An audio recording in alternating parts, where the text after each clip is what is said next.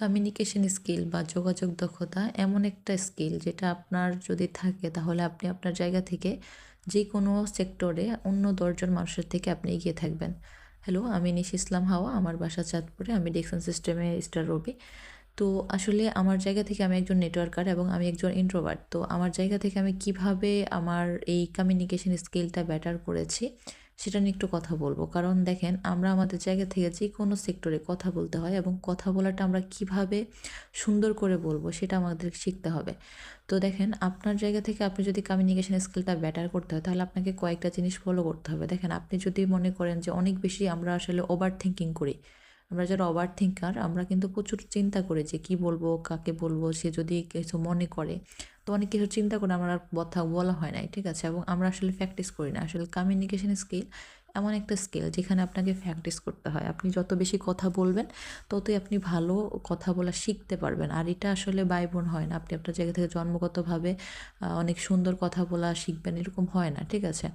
প্রত্যেকটা মানুষ যারা আজকে ভালো কথা বলে, পাবলিক স্পিকিং করে, প্রত্যেকটা মানুষ এই কমিউনিকেশন স্কিলটা তারা নিজেরাই একটু একটু করে ইমপ্রুভ করেছে।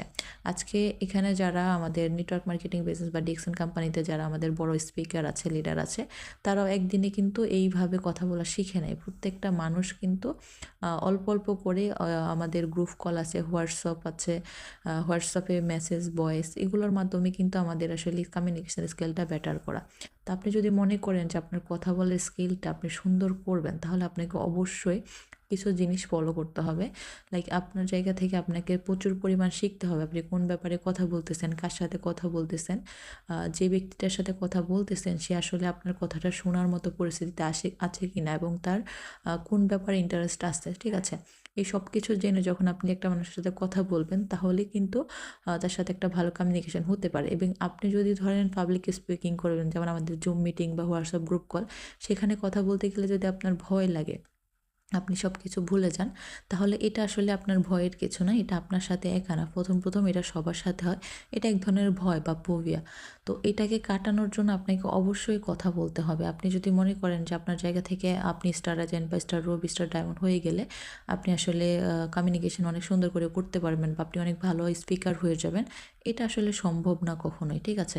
আপনি আপনার জায়গা থেকে একটু একটু করে এই জায়গাটা আসলে আপনাকে ডেভেলপ করতে হবে। আপনি যদি হোয়াটসঅ্যাপে একদিন 1 মিনিট করে একটা ভয়েস দেন, আপনি আপনার গ্রুপ কলে 5 মিনিট 10 মিনিট করে কথা বলেন, আপনি যদি একটা সেলফি ক্যামেরা অন করে আপনি 2 মিনিটের একটা ভিডিও বানান, তো আপনি দেখবেন যে ওইখানে আপনি আসলে কীভাবে কথা বলেন, আপনার কোন কথাটা বারবার বলতেছেন, কোন কথাটা আপনার স্কিপ করা উচিত, ঠিক আছে?